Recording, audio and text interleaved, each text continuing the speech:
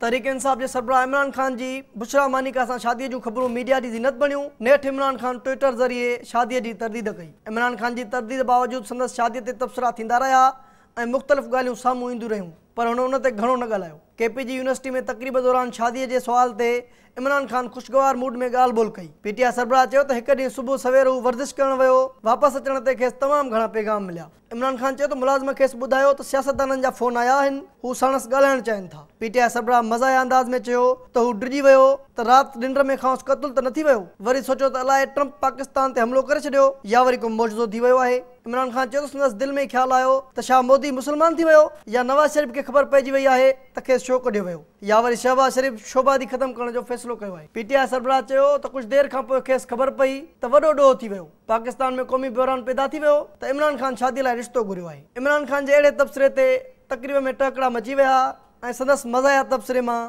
माण्हुनि लुत्फ़ माणियो। सुबह निकला, एक्सरसाइज करके घर वापस आया तो मैंने अपना मोबाइल देखा। मोबाइल के ऊपर मैसेजेस व्हाट्सएप आए हुए हैं, प्लीज कॉल।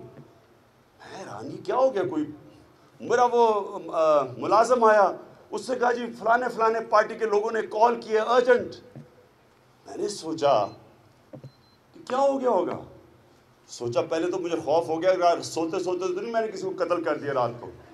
फिर मैं सोचा हो सकता है वो ट्रंप ने हमला करवा दिया हो पाकिस्तान पे। मुझे खौफ आ गया कि पता नहीं क्या हो गया।